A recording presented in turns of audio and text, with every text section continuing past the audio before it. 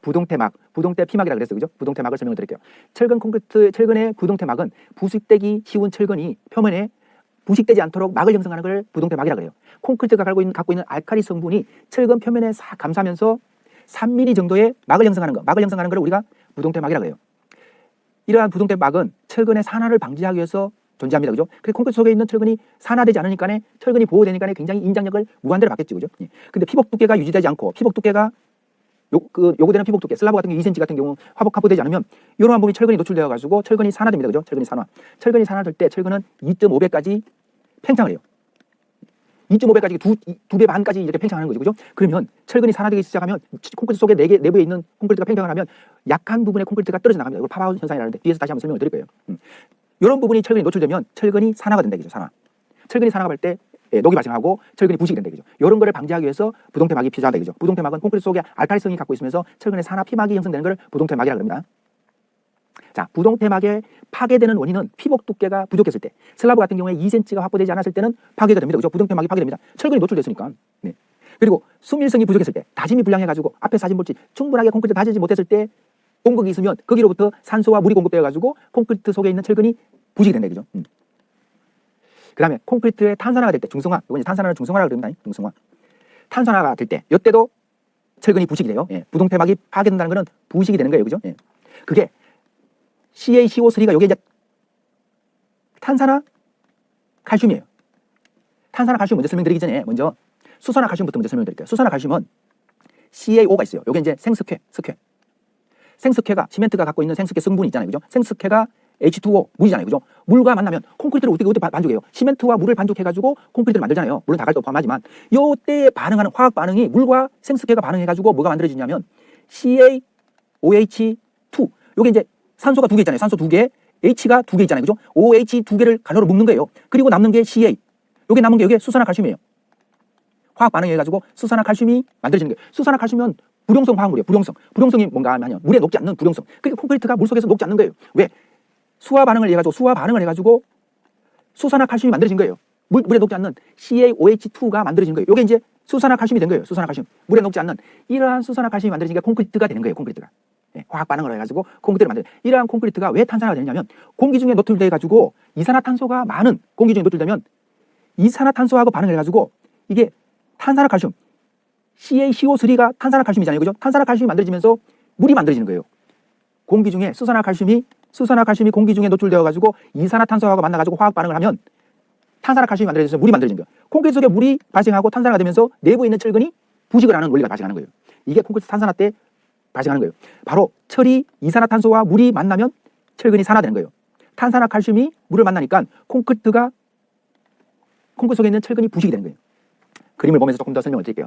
지금은 이해가 안 되겠지만 다음 주차에 만나가지고 다음 주차에 콘크리트를 만나면 이 부분이 여러분들이 완벽하게 이해가 될 거예요. 자, 콘크리트 속에 철근이 있어요. 철근이 있고 콘크리트 표면에 H2O와 CaO2 이산화탄소 산소가 2개가 이산화탄소죠. 그죠? 이산화탄소 CO2가 콘크리트 면에 접촉이 돼가지고 계속적으로 시간이 지나면 요 표면이 탄산화가 발생합니다. 탄산화. 요게 이제 탄산화 초기예요. 그죠? 그 다음에 시간이 지나면 탄산화 깊이가 들어가면서 어디까지? 철근까지 접해가 되는 거예요. 철근까지 접하는 거예요. 이렇게. 요게 이제 콘크리트가 알칼리성이에요. 알칼리성이 중성화가 되는 거예요. 알칼리성은 콘크리트 속의 알칼리가 철근의 부동태막을 형성해가지고 산화를 방지하는 건데 계속적으로 탄산화로 콘크리트 갖고 있는 알칼리를 상실해가면서 중성화가 탄산화된다는 게 똑같은 말이라 그죠? 이게 이제 콘크리트가 중성화가 되면서 알칼리성을 상실하니까 알칼리성을 잃어버리니까 여기가 탄산화가 된 거예요. 그러면서 철근 표면에 있는 부동태막이 파괴되면서 철근이 부식이 일어나는 거예요.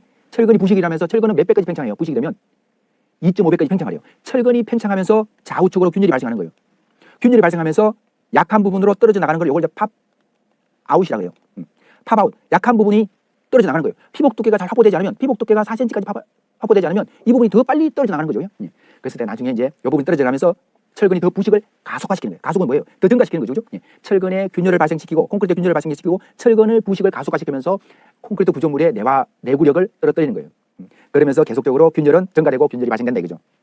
지금 말씀드리는 부분은 나중에 여러분들이 이제 기사 시험에도 이런 부분이 나오고 기술사 시험이 나와요. 기술사 시험에 단답식이 어떻게 나오냐면 부동태막에 대해서 쓰시오. 아니면 피복 두께에 대해서 쓰시오. 탄산화에 대해서 쓰시오. 팝아웃에 대해서 쓰시오. 똑같은 문제예요. 똑같은 문제. 이런 부분을 통해 가지고 콘크리트가 갖고 있는 탄산화 중성화가 되면서 이런 부분에 철근이 부식이 가속되고 부식으로 인해 가지고 콘크리트가 떨어져 나가는 걸 팝아웃이라고 그런다. 뭐 이럴 때까지 여러분들이 발전하면 되겠죠. 이런 부분을 다 설명을 드리는 거예요. 네. 다음은 부동태막의 파괴 시 문제되는 사항을 알려드릴게요. 철근의 부동태막이 철근 표면에 갖고 있는 산화 방지용 부동태막이 파괴될 때 문제는 구조물이 붕괴가 되는 거죠. 그죠? 그거를 먼저 어떤 현상이 나타나면 콘크리트 표면에 균열이 발생해요. 균열이 발생하고 그 다음에 콘크리트가 열화가 되는 거예요. 열화는 중성화, 탄산화를 열화라 그래요. 콘크리트가 갖고 있는 내구성이 상실되는 거, 알카리성이 상실되는 거, 이런 걸 다 열화라 그러는 거예요. 그 열화로 인해 가지고 계속적으로 가속되는 거는 물이 침투되고 H2O 물이잖아요. 그죠? 그리고 이산화탄소, 공기 중에 있는 이산화탄소가 침투되면서 콘크리트의 알카리성을 더 상실시키고 가속화시키는 거예요. 콘크리트의 열화를 더 가속화시키는 거예요. 그러면 깊이가 콘크리트의 알카리성이 상실되는 깊이가 더 깊어지면 피복 두께의 안에 있는 철근까지 도달하면 철근의 부동태막이 파괴되면서 구조물은 내구력이 상실된다. 그죠? 자, 균열 발생합니다. 그죠? 콘크리트 표면 균열 발생. 균열을 따라 가지고 물이 침투됩니다. 물이 침투되면서 어디까지 철근까지 닿으면 철근이 부식이 됩니다. 철근이 부식될 때 철근이 팽창됩니다. 2.5배까지 팽창이 돼요. 철근이 팽창되면서 약한 부분의 콘크리트가 떨어져 나갑니다. 이 방리되는 걸 팝아웃이라고 했어요. 팝아웃. 용어 시험에 많이 나와요. 네, 팝아웃. 이렇게 떨어져 나가면서 철근이 노출되니까 콘크리트 철근이 아파트 이렇게 지나가면 외벽에 콘크리트가 있고 빨갛게 철근이 보여요. 그죠? 이거는 바로 콘크리트가 방리된 거예요. 그러면 콘크리트가 방리되면 철근의 내구성이 떨어지니까 구조물의 내구성이 떨어진다. 그죠? 그다음 세 번째, 부동태막이 파괴되면서 철근이 부속되고, 그죠? 콘크리트의 부동태막이 파괴되는 원인은 균열이나 열화도 발생할 수 있어요. 탄산, 앞에서 배웠던 탄산화. 안 그러면 콘크리트 밀실하게 채워지지 않았을 때, 다짐이 불량했을 때 철근이 부식할 수 있어요. 그죠? 네. 이런 부분은 내구력이 떨어진다. 그죠? 내구 연한이 만료되면 되죠. 내구 연한이 100년이 되면 100년이 안 되고 50년 만에 구조물이 붕괴될 수도 있고, 이런 부분이 붕괴를 가져올 수 있다. 그죠? 네. 이런 부분이 파괴 시 부동태막 파괴 시 문제점이 발생할 수 있어요. 다음은 그러면 이런 부분을 방지하기 위해서 어떤 대책이 필요하냐? 부동태막이 파괴되면 콘크리트 구조물, 철근 콘크리트 구조물의 내구력이 떨어진다. 그죠? 철근 콘크리트 속에 있는 철근이 부식하니까. 그럼 이러한 부분을 방지하기 위해서 어떻게 해야 되느냐? 대책은 먼저 탄산화 콘크리트가 발생했다. 콘크리트가 중성화된다. 탄산화된다. 열화가 발생한다. 그러면 알카리성을 회복시켜 주는 거예요. 콘크리트가 갖고 있는 알카리성을 회복시켜 주는 거예요. 콘크리트 파손 부재를 제거하고 제시하는 부분이겠죠. 그죠? 또 때로는 알카리 용액을 뿌려서 콘크리트에 알카리 용을 뿌려가지고 콘크리트의 알카리성을 회복시켜주는 방법도 있고, 요거는 열화가 발생했는 콘크리트를 제거하고 파체가 제거하고 난 뒤에 그 부분을 무수축 모탈로 채워 넣는 거죠. 그죠? 예, 콘크리트 면을 채워 넣는 거죠. 이렇게 되면 이제 탄산화가 다시 알카리성이 회복되는 거죠.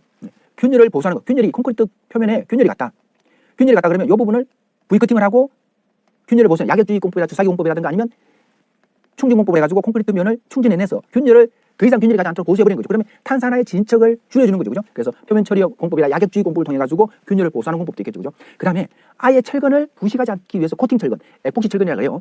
에폭시 코팅을 해가지고 사용하는 철근. 구조적으로 탄산화가 쉽게 되는 어떤 바닷속이라든가 이런 해양 구조물 같은 경우는 아예 철근을 부식을 방지하기 위해서 코팅 철근을 사용해버린다. 그죠? 이런 부분 필요하겠죠. 그죠?